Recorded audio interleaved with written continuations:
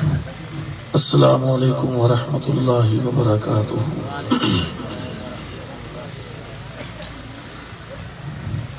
احمدہ وأصلی علی رسولہ الکریم، اما بعد، اعوذ باللہ السمیع العلیم من الشیطان الرجیم۔ قال اللہ عز وجل فی القرآن المجید: لقد كان لكم في رسول الله أسوة حسنة۔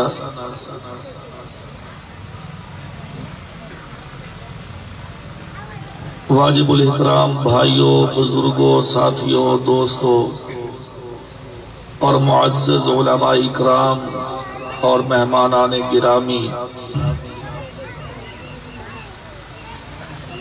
سیرت النبی صلی اللہ علیہ وسلم کے حوالے سے آپ کا یہ پروگرام حقیقت میں فقید المثال ہے۔ اللہ رب العالمین آپ بھائیوں کا آنا بیٹھنا اپنی بارگاہ میں قبول و منظور فرمائے۔ محترم بھائیوں، مختصر سے وقت میں صرف رسول اللہ صلی اللہ علیہ وسلم کی 3 چیزیں بیان کروں گا، اور ان 3 چیزوں پر ہی نبی صلی اللہ علیہ وسلم کی زندگی کا انحصار ہے۔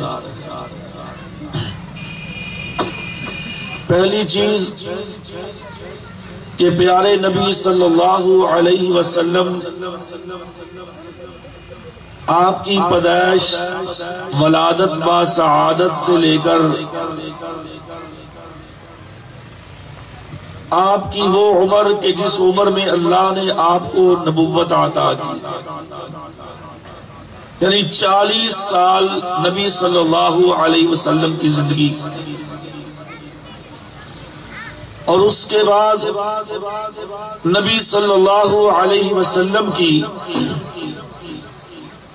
13 سالہ نبوت کی زندگی جو مکہ میں گزری، اور پھر 10 سال کی زندگی آپ کی جو مدینہ میں گزری، ان چند چیزوں کو بیان کرنا چاہتا ہوں۔ اور ربیع الاول کے مہینے میں جو ہم نبی صلی اللہ علیہ وسلم کے بارے میں سوچتے ہیں، سنتے ہیں، علماء کرام بیان کرتے ہیں، اور بڑے بڑے ثنا خواں، نعت خواں اس مہینے میں نبی صلی اللہ علیہ وسلم کی ذات اقدس کے بارے میں نعتیں پڑھتے ہیں۔ اور میرے بھائیوں، ایک بات کہنا چاہتا ہوں، الحمدللہ ہم عقیدے کو سمجھنے والے ہیں، ہم قرآن و حدیث کے پابند کہلواتے ہیں، ہم اللہ اور اس کے رسول کی بات کو ماننے کا دعویٰ کرتے ہیں، لیکن اس کے باوجود بھی آپ کو بہت سارے ایسے علماء ملیں گے کہ جن کو آپ نے سنا ہے، سنتے ہوں گے، کہ جو نبی صلی اللہ علیہ وسلم کی ولادت کو صحیح معنوں میں بیان نہیں کرتے۔ قصے، کہانیاں، من گھڑت باتیں، نعت خواں، ثنا خواں کے اپنے جوڑے ہوئے وہ نثر کے مفروضے آج لوگ ان کو بیان کرتے ہیں، اور اہل حدیث علماء، خطباء، واعظین، وہ بھی آپ نے اکثر سنا ہوگا کہ حلیمہ سعدیہ جب تشریف لائیں تو حلیمہ سعدیہ نے دیکھ کر ہی آمنہ کو کہا کہ آمنہ میں اس بچے کو لے کر جاؤں گی، میں اسے چھوڑ کر نہیں جانے والی، کیونکہ مجھے اس کے چہرے سے یہ چیز نظر آتی ہے کہ یہ کل کو بڑا ہو کر ایک بڑا سردار بننے والا ہے، لہٰذا میں اس کو چھوڑ کر نہیں جاؤں گی، لے کر جاؤں گی۔ میرے بھائیوں یہ بات غلط ہے، کسی بھی مستند صحیح سند کے ساتھ کسی روایت کے اندر یہ بات موجود نہیں، بلکہ جو صحیح روایت ہے حلیمہ سعدیہ کہتی ہے کہ میں بھی انہی عورتوں کے ساتھ مکہ میں بچے ڈھونڈنے کے لیے آئی، اور مجھے بھی پتا چلا کہ عبد المطلب کے گھر ایک بچہ پیدا ہوا ہے، عبد المطلب کا پوتا، اور میں گئی، حلیمہ کہتی ہے میں گئی آمنہ کے پاس، میں نے آمنہ سے بات کی، جب پتا چلا کہ یہ بچہ تو یتیم ہے، حلیمہ بھی چھوڑ کے واپس چلی گئی۔ اور پھر اگلے دن جب ساری عورتوں کے پاس ایک ایک بچہ تھا، جا رہی تھی، تو حلیمہ کا خاوند کہتا ہے حلیمہ ہم خالی ہاتھ جائیں گے؟ ہم نے طائف کا سفر کیا ایک بچے کو حاصل کرنے کے لیے، اب خالی جائیں گے؟ حلیمہ کہتی کیا کریں، ہماری قسمت میں کوئی نہیں۔ اچھا اگر آپ کہتے ہیں تو عبد المطلب کا پوتا ہے لیکن ہے وہ یتیم، اگر آپ کہتے ہیں تو اس کو جا کے لے آؤں؟ کہتا جا کے لے آؤں۔ دوبارہ اگلے دن حلیمہ آئی اور خود بیان کرتی ہے، جامع الصحیح کے اندر امام بخاری رحمت اللہ علیہ نے اس کو بڑی تفصیل کے ساتھ بیان کیا ہے کہ اگلے دن دوبارہ پھر حلیمہ آئی اور پھر اٹھا کر لے کر گئی، اور ساتھ یہ کہہ کر گئی اچھا اگر اس کا باپ نہیں ہے تو بڑا ہو کر یہی ہمیں کوئی فائدہ پہنچا دے گا۔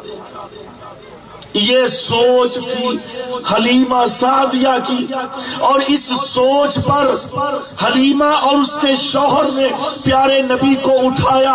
اور میرے بھائیوں یہاں پہ ہم اونٹنیاں دوڑاتے ہیں، صحیح حدیث ہے، حلیمہ سعدیہ کہتی ہے کہ جب میں آئی تھی اور جب میں گئی تھی تو میرے پاس اونٹنی نہیں گدی تھی، گدی وہ بھی سفید رنگ کی، اس گدی پہ لے کر گئی تھی میں پیارے نبی صلی اللہ علیہ وسلم۔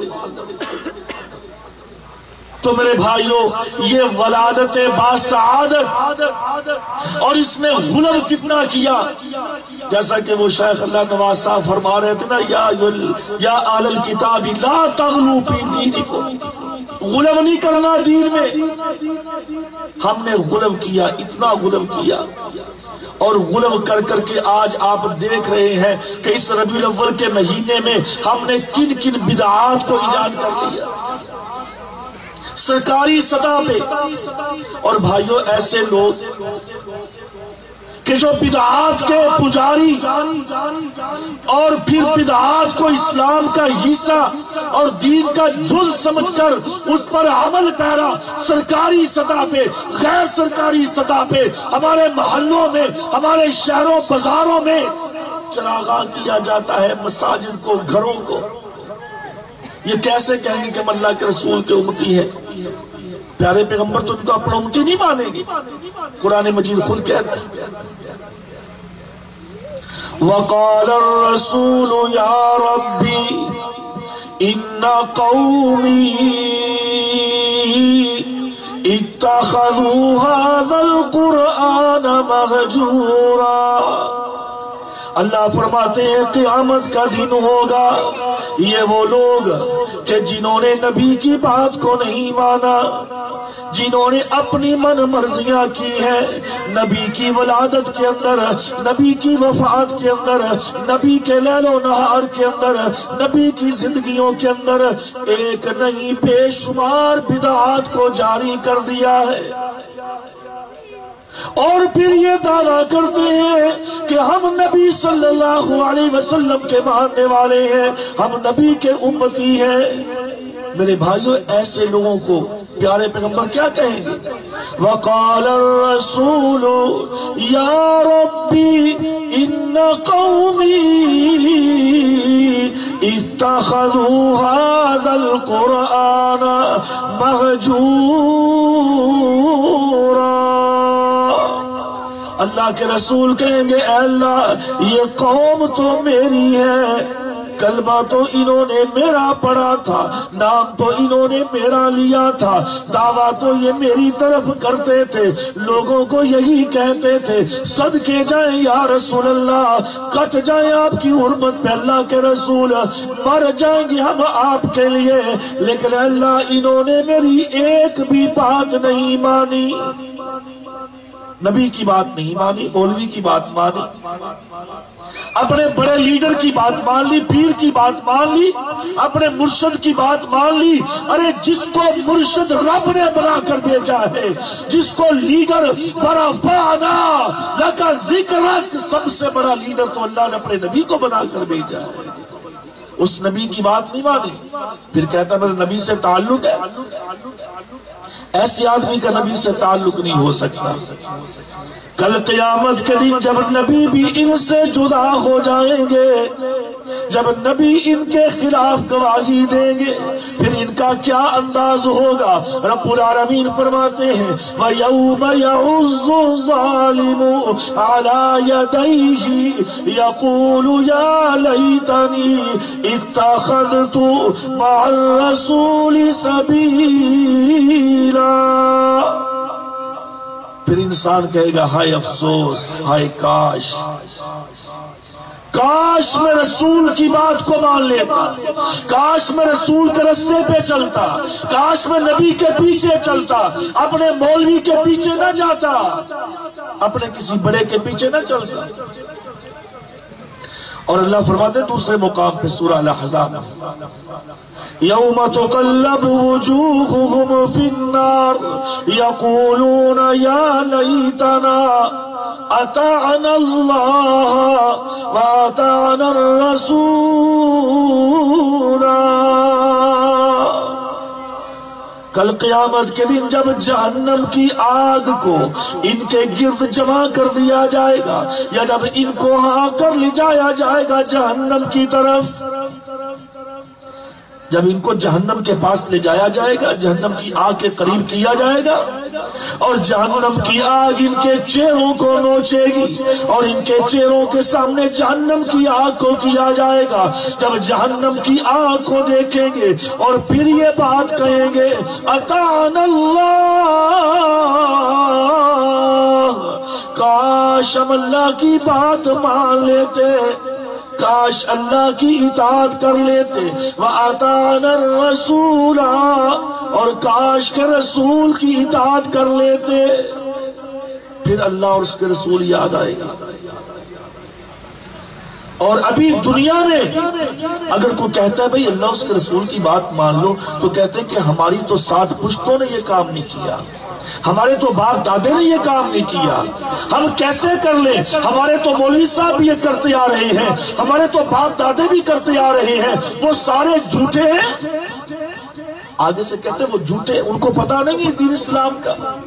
اور یہی بات کہی تھی مشرکین نے پیارے نبی صلی اللہ علیہ وسلم۔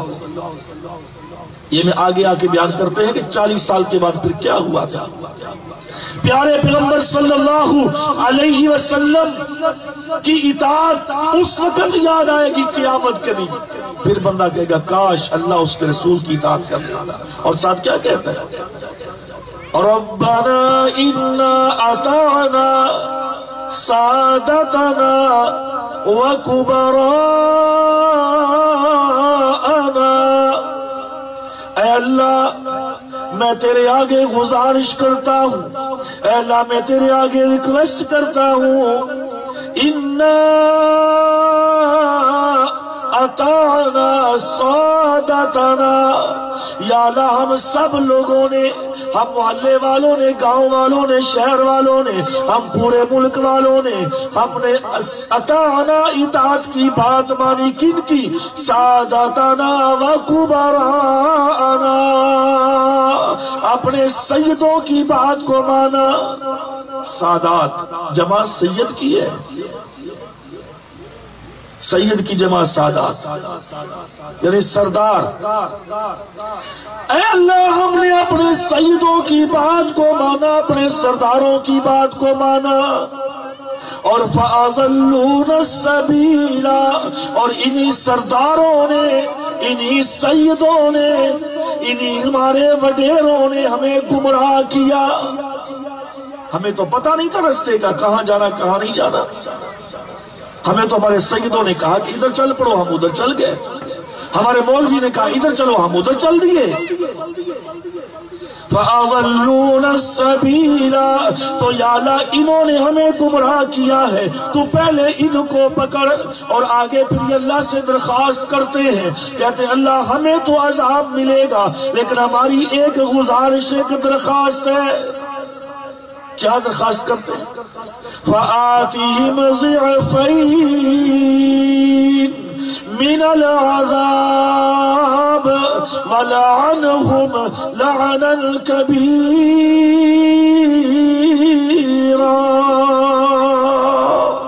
اے اللہ ہم تجھ سے یہ درخواست کرتے ہیں کہ ان کو دگنا عذاب دینا، ہمیں سنگل عذاب اور ان کو دگنا عذاب، کیونکہ ان کی وجہ سے ہم گمراہ ہوئے. اور میرے بھائیو آج ہم اپنے علماء، اپنے سید، اپنے وڈیرے ان کی باتوں کو مانتے ہیں، اور کل یاد رکھیے یہی لوگ ان کے خلاف ہو جائیں گے، ان کے خلاف گواہی دیں گے.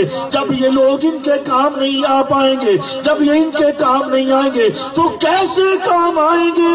اللہ نے تو ہم کو پہلے بتلا دیا ہے وَلَا تَزِرُ وَازِرَةٌ وِزْرَ أُخْرَى. وہ لوگوں کوئی کسی کا بوجھ نہیں اٹھائے گا، کوئی کسی کے کام نہیں آئے گا. تو پھر یہ بات کہنا کہ یہ میرے کام نہیں آئے گا. اور تو اور رہے، پیارے نبی صلی اللہ علیہ وسلم نے اپنی بیٹی کو کہا، فاطمہ الزہرا رضی اللہ عنہا کو، آپ نے کہا میری پیاری بیٹی فاطمہ، سلینی ما شئت من مالی فی الدنیا، جو تیرا دل کرتا ہے مجھ سے مانگ لے، لیکن ایک بات یاد رکھنا، من مالی، میرے مال میں سے، یعنی جو چیز میرے پاس موجود ہے، میرے گھر کے اندر موجود ہے، تیرا جو دل کرتا ہے مجھ سے مانگ لے، میں تجھ کو دینے کے لیے تیار ہوں.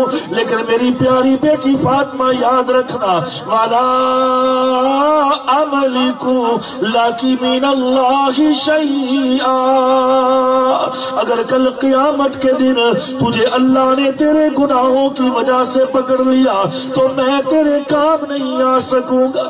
حالانکہ فاطمہ رضی اللہ عنہ جنت کی سردار ہے، جنت کی عورتوں کی سردار ہے، لیکن یہ ایک انداز ہے سمجھانے کا، ہمیں سمجھانے کا طریقہ ہے پیارے نبی کا، کہ اگر اپنی بیٹی کو کہہ رہے ہیں کہ میری بیٹی میں تیرے کام نہیں آؤں گا، تو پھر آج ہم اوروں پہ امیدیں لگا کے بیٹھے کہ مجھے فلاں بچائے گا، فلاں بچائے گا. کس قدر ہماری یہ حماقت ہے. اس لیے اللہ نے فرمایا کہ وَلَا تَزِرُ وَازِرَةٌ وِزْرَ أُخْرَى، کوئی کسی کے کام نہیں آئے گا. اور آج کہتے ہو کہ یا اللہ مجھے نہیں، میرے اس کو پکڑ لے، اس کو پکڑ لے. يُبَصَّرُونَهُمْ يَوَدُّ الْمُجْرِمُ لَوْ يَفْتَدِي مِنْ عَذَابِ يَوْمِئِذٍ بِبَنِيهِ. اللہ فرماتے ہیں جب مجرم قیامت کے دن اپنے جرائم کو دیکھے گا اور اسے یقین ہو جائے گا کہ میں ابھی جہنم میں چلا جاؤں گا، ابھی اللہ مجھے جہنم میں پھینک دیں گے، تو اللہ سے التجا کرتا ہے، کہتا ہے یا اللہ میری بیوی کو پکڑ لے، اے اللہ میرے باپ کو پکڑ لے، میری ماں کو پکڑ لے، میری اولاد کو پکڑ لے، میرے بچوں کو پکڑ لے، میرے خاندان کے لوگوں کو پکڑ، اے اللہ ان تمام کو پکڑ کے جہنم میں پھینک دے. اللہ فرماتا ہے ایسے تو نہیں ہو سکتا. آخر میں کہتا ہے اے اللہ وَمَن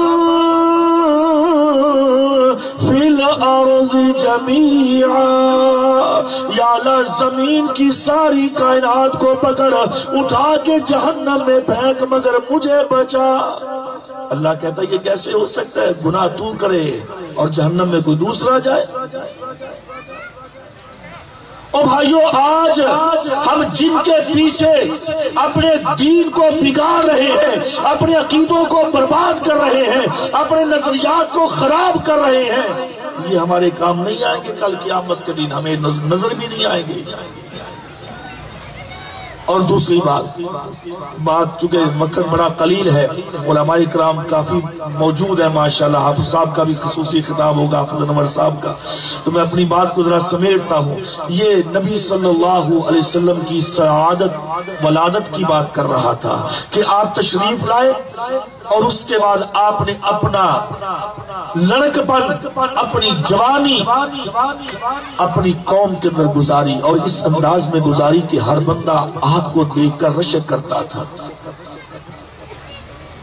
اور ایسی زندگی گزاری کہ 40 سال گزر گئے، آپ نے لوگوں کو جمع کیا، مکہ والوں کو اکٹھا کیا، اور مکہ والوں کو جمع کر کے آپ نے فرمایا کہ مکہ کے لوگوں، حل وجدتمونی صادقا او کذبا، مجھے بتلاؤ میں نے تمہارے اندر 40 سال گزار دیے، 40 سال کی زندگی کا بہت بڑا حصہ، اور اسی 40 سال کی زندگی کے اندر بڑے بڑے الٹے کام سرزد ہو جاتے ہیں، لوگوں مجھے بتلاؤ تو صحیح کہ میں نے تمہارے اندر 40 سال گزارے، حل وجدتمونی صادقا او کذبا، مجھے بتلاؤ تم نے مجھے سچا پایا یا جھوٹا پایا،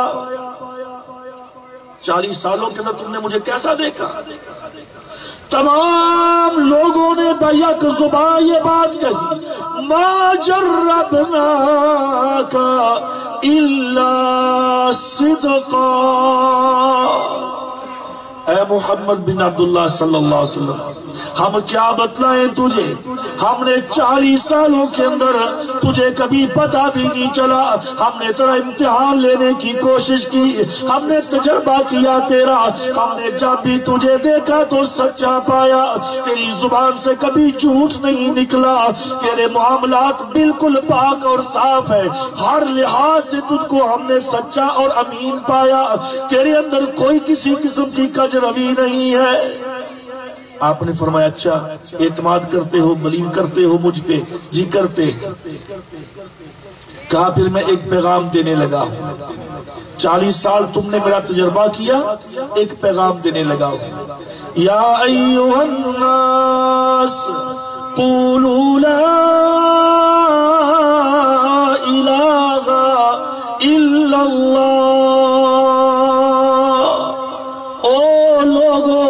قوم کے لوگوں، میرے بستی کے لوگوں، حجاز کے لوگوں، اور میرے خاندان کے لوگوں، تو پھر آؤ میری ایک بات کو سن لو، اللہ نے مجھے اپنا نمائندہ بنا کر بھیج دیا ہے، اللہ نے اپنا رسول بنا کر بھیج دیا ہے، آؤ تمہیں ایک پیغام دینے لگا ہوں، قولوا لا الہ الا اللہ، اس چیز کا اعتراف کر لو کہ اللہ کے علاوہ کوئی الہ نہیں ہے، اللہ کے علاوہ کوئی مشکل کشا، اللہ کے علاوہ کوئی حاجت روا، اللہ کے علاوہ کوئی داتا، کوئی غوث، کوئی دستگیر، کوئی لجپال، کوئی بگڑی بنانے والا، کوئی اولاد دینے والا، زمین و آسمان کا مالک، لا الہ الا اللہ، اللہ کے علاوہ کوئی نہیں، اس کو مان لو، جب تم اس کو مان لو گے نا تفلحون، کامیاب ہو جاؤ گے۔ اور سنو کامیابی کون سی؟ دیکھیں ہر بندہ کامیابی چاہتا ہے کہ مجھے کامیابی کے اندر کچھ ملنا تو چاہیے، کیسی کامیابی؟ تملک العرب والعجم، عرب اور عجم کے مالک بن جاؤ گے، ایسی کامیابی کہ عرب و عجم کے مالک بن جاؤ گے۔ اللہ اکبر، اب بات کرنے لگا ہوں، لوگوں نے کہا کس کے مالک بن جاؤ گے؟ عرب و عجم کے، یعنی عرب بھی تمہارا اور عجم بھی تمہارا۔ لوگوں نے کہا کہ نعوذ باللہ اس کو کیا ہو گیا، یہ تو اچھا بنا تھا محمد صلی اللہ علیہ وسلم، اس کو کیا ہو گیا، کیسی بہکی بہکی نعوذ باللہ باتیں کرتا ہے۔ کہتا عرب و عجم کے مالک بن جاؤ گے، ارے کون بنیں گے؟ جن کے پاؤں میں جوتا نہیں، پہننے کے لیے کپڑا نہیں، کھانے کے لیے ایک وقت کا لقمہ نہیں، اور یہ کہتے ہیں کہ ارب و عجم کے مالک بن جاؤ گے؟ نہیں، سمجھ نہیں آتی، نہیں مانتی۔ اللہ اکبر۔ مجھے ایک واقعہ یاد آیا، سیدنا ابو ہریرہ رضی اللہ تعالی عنہ فرماتے ہیں ایک دفعہ یہ کیفیت تھی ہماری، یہ کیفیت تھی کہ بھوک لگی ہوئی ہے، کھانے کے لیے کچھ نہیں، اور میں نکلا باہر، گرمی کا موسم تھا، مدینے کی پھر گرمی اور پھر دھوپ، دوپہر کا ٹائم میں باہر نکلا، میں نے کہا کچھ کھانے کے لیے مل جائے، لیکن کچھ نہ ملا۔ باہر نکلا، تھک گیا، چل نہ سکا، گر گیا۔ بچے آتے تھے مجھے پاؤں سے ٹھڈے مارتے، ٹھوکرے مارتے، کہتے دیوانہ لیٹا ہوا ہے۔ اللہ کی قسم دیوانہ نہیں ہوتا تھا، بھوک لگی ہوتی تھی۔ ابن حشام نے ایک واقعہ نقل کیا ہے، کہتے ایک مرتبہ، اس کی حدیث صحیح بخاری کے اندر اس کی تائید کرتی ہے، وہ اس کے آگے آتی ہے، کہتے ایک دفعہ ایسے ہوا، ابو ہریرہ لیٹے ہوئے تھے بھوک کی وجہ سے، ابو بکر صدیق رضی اللہ عنہ تشریف لا رہے تھے، بھوک لگی تھی بڑی شدید، مانگا نہیں کہ ابو بکر مجھے بھوک لگی ہے، کہا ابو بکر ایک بات سنو بھائی۔ ابو بکر رک گئے، ابو ہریرہ یہاں لیٹے ہو، خیریت ہے؟ ابو بکر ایک آیت ہے، یا ذرا اس کا ترجمہ تو بتا، کون سی ہے؟ وَيُطْعِمُونَ الطَّعَامَ عَلَىٰ حُبِّهِ مِسْكِينًا وَيَتِيمًا وَأَسِيرًا۔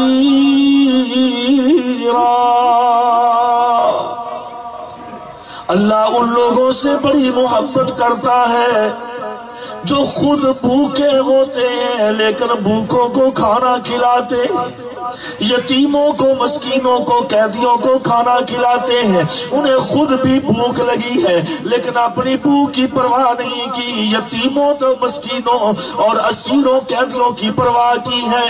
ابو بکر رضی اللہ تعالی عنہ ترجمہ بتایا چلے گئے۔ ابو ہریرہ کہتے ہیں کہ ابو بکر میری بات نہ سمجھ پائے، میں کہنا کیا چاہتا تھا۔ تھوڑی دیر کے بعد عمر تشریف لاتے رضی اللہ عنہ، عمر سے بھی یہی سوال کیا، کہا عمر میں ابو ہریرہ ایک سوال کرنا چاہتا ہوں۔ ابو ہریرہ پوچھو کون سا سوال ہے؟ اس آیت کی ذرا تشریح تو مجھے بتا دیجئے۔ وَيُطْعِمُونَ الطَّعَامَ عَلَىٰ حُبِّهِ مِسْكِينًا وَيَتِيمًا وَأَسِيرًا۔ اللہ بڑی محبت کرتا ہے کھانا کھلانے والوں کے ساتھ۔ اب عمر رضی اللہ عنہ ترجمہ بتایا، آگے چل دیے۔ ابو ہریرہ کہتے ہیں وہ بھی نہ سمجھے، پیارے پیغمبر تشریف لائے۔ ابو ہریرہ جلدی کہتے ہیں اٹھ کے کھڑا ہو گیا۔ میں نے کہا اللہ کے رسول ایک آیت کا ترجمہ پوچھنا تھا، تشریح۔ آپ نے کہا ابو ہریرہ پوچھو۔ جب ابو ہریرہ نے آیت پڑھی تو میرے نبی کی آنکھوں سے آنسو جاری ہو گئے۔ کہا ابو ہریرہ تیری اس آیت کی تشریح کو میں جان گیا ہوں کہ تو کیا کہنا چاہتا ہے، تو کیا پوچھنا چاہتا ہے۔ اور میرے بھائیوں، میرے پیارے پیغمبر ماہر نفسیات، اللہ کی قسم دنیا کے سارے نفسیات کے ماہر اکٹھے ہو جائیں، میرے نبی کے ماہر نفسیات کا مقابلہ نہیں۔ میرے نبی نے کہا کہ ابو ہریرہ میں تیری آیت کو سمجھ گیا، چلو آؤ میرے ساتھ چلتے ہیں مسجد کے اندر۔ پیارے نبی نے ابو ہریرہ کو پکڑا ہوا ہے، مسجد میں تشریف لے آتے ہیں۔ صحیح بخاری سیدنا انس بیان کرتے رضی اللہ تعالی عنہ، ابو ہریرہ مسجد میں تشریف لے آئے۔ پیارے نبی نے کہا انس میرے پاس آؤ۔ میں اللہ کے رسول کے پاس چلا گیا، چونکہ چھوٹا تھا، گھروں میں جاتا تھا، خدمت کرتا تھا۔ انس جاؤ میرے گھروں سے پتہ کرو ابو ہریرہ کو بھوک لگی ہے، شاید کچھ کھانے کے لیے مل جائے۔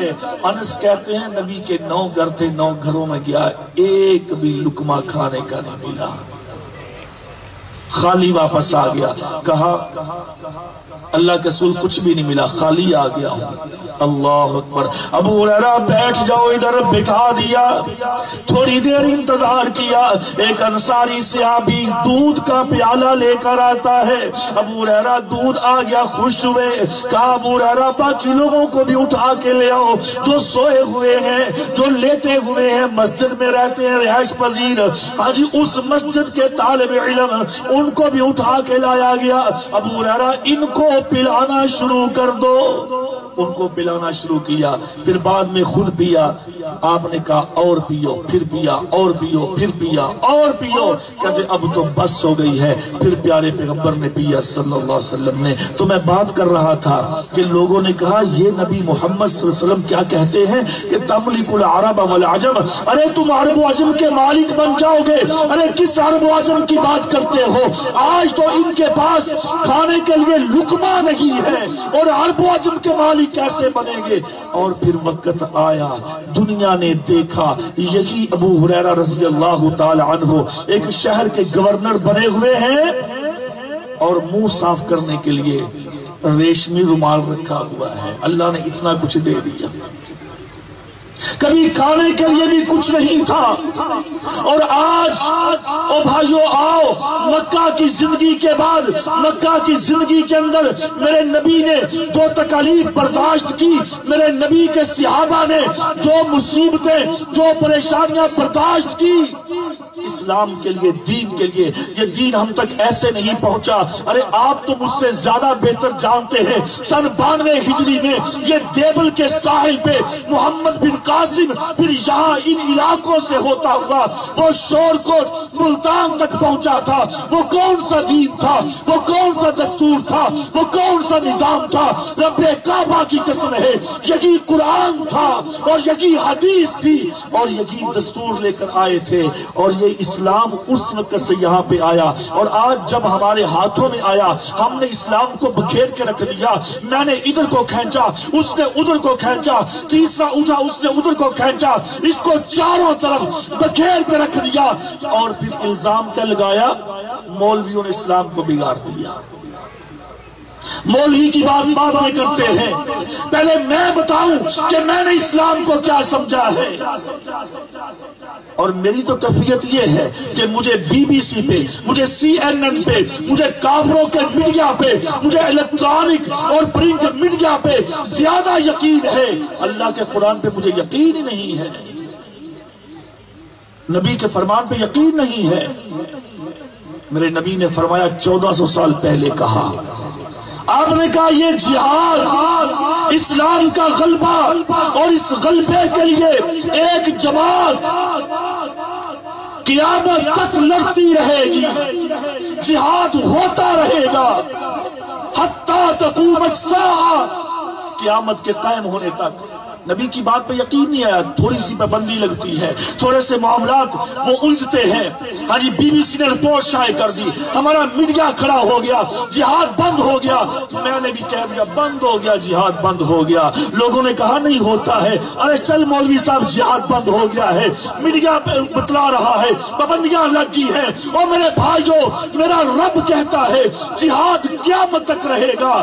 میرا رب کیسے کہتا ہے؟ وما ينطق عن الهوى ان هو الا وحی یوحى، میرا نبی جب بھی بات کرتا ہے اللہ کی طرف سے آرڈر آتا ہے، وحی کا نزول ہوتا ہے، تب نبی اپنی زبان کو جنبش دیتا ہے۔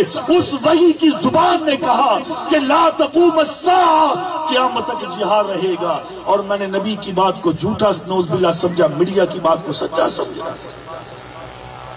اور آج جو لوگ کہتے تھے کہ جہاد نے کیا کر لیا، جو لوگ کہتے تھے کہ کیا کر لو گے، آج دیکھ لیا دنیا نے۔ بتلاؤ 7 اکتوبر 2001 کو جب امریکہ وقت کا فرعون اپنے اتحادیوں کو، نیٹو کے 27 ملکوں کو، 105 ملکوں کی حمایت کو، دنیا کے سارے ملکوں کو اپنے ساتھ ملا کے آیا تھا، کوئی ایک ملک بتلائیے 2001 میں جو مسلمانوں کا ہو یا غیر مسلموں کا ہو کہ جس نے امریکہ کی مخالفت کی ہو کہ نہیں میں تیرے ساتھ کھڑا نہیں ہوتا؟ سب کے سب کہتے نہیں آقا، جیسے تم کہو گے ہم تمہارے ساتھ ہیں۔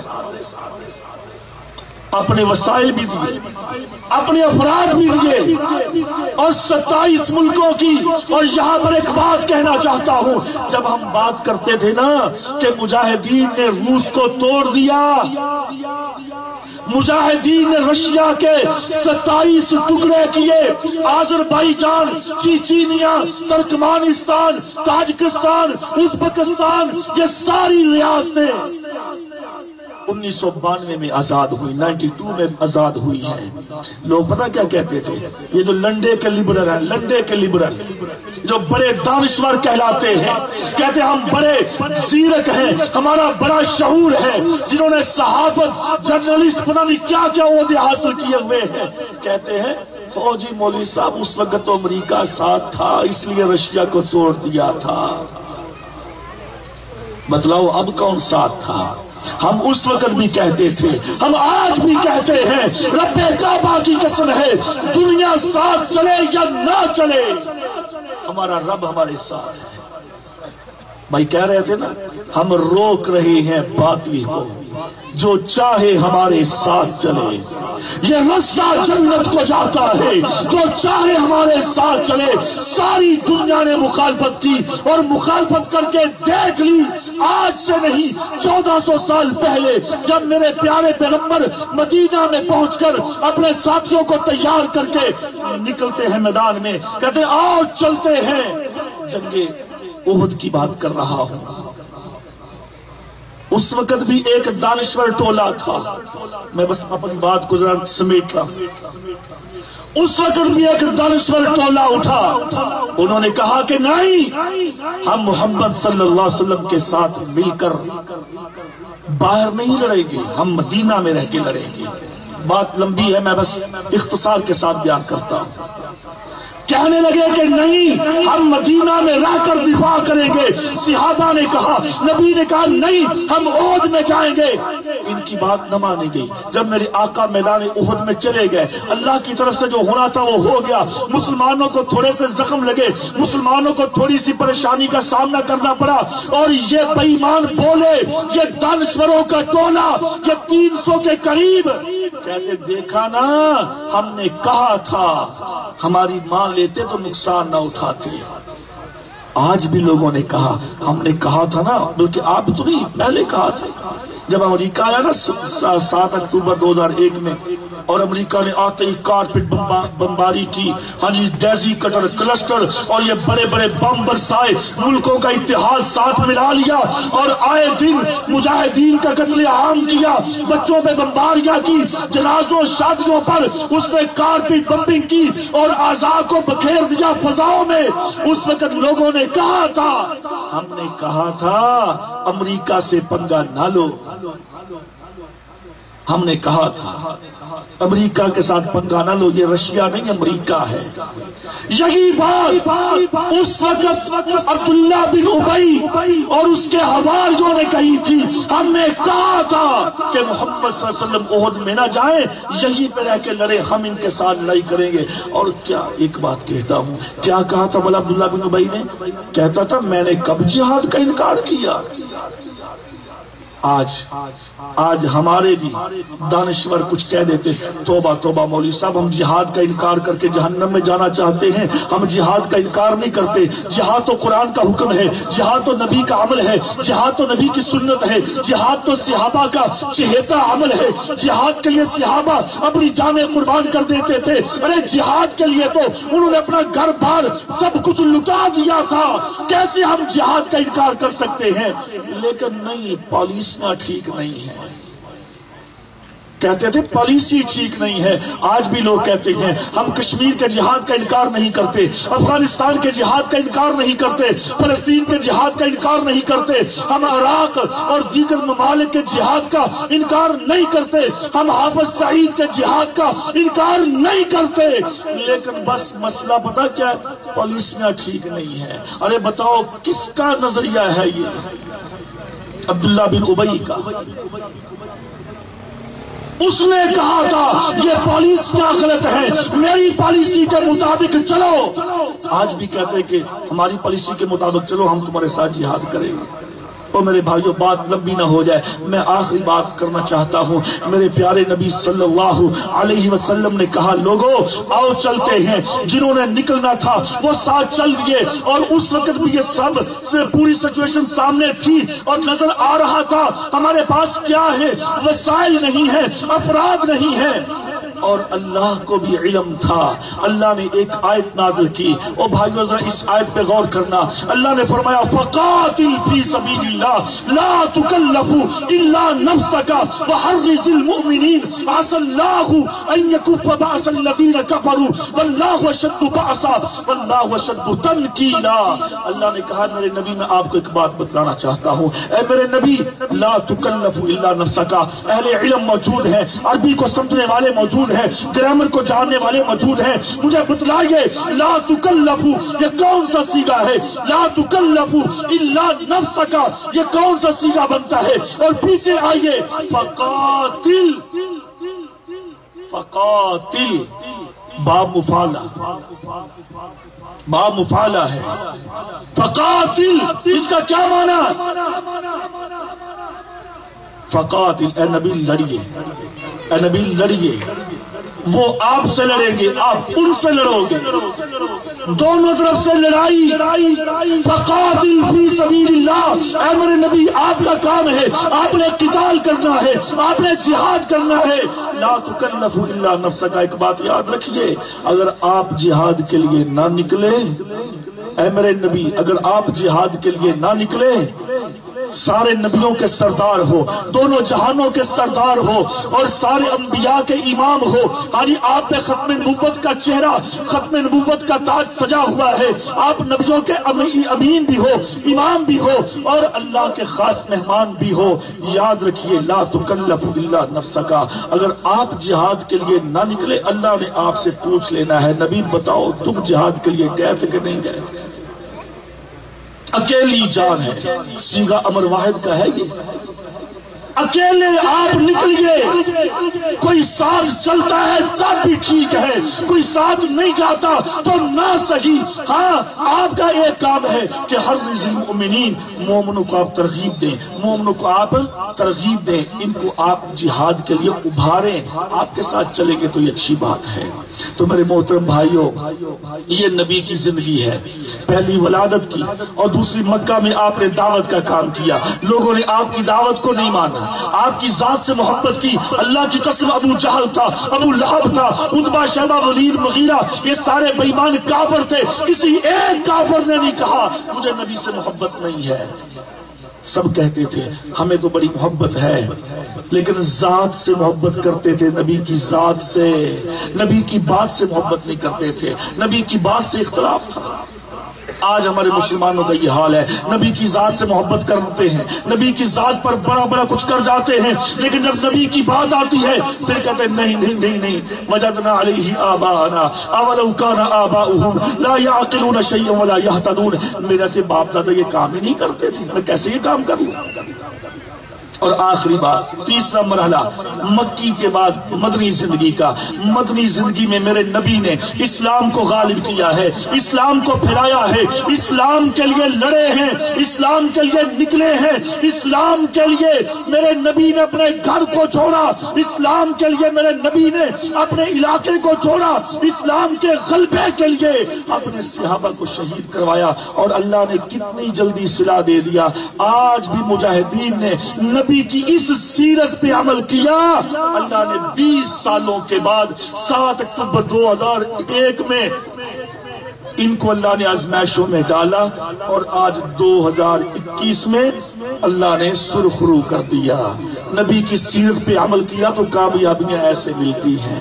اور میرے بھائیوں یہ ہے نبی کی سیرت، نبی کی سیرت کو اپنائیے، نبی کی سیرت پہ عمل کریے، انشاءاللہ کامیابیاں ہمارا قدم چومیں گی۔ اللہ عمل کی سمجھنے کی توفیق دے۔ وما علیہ الا البلاغ۔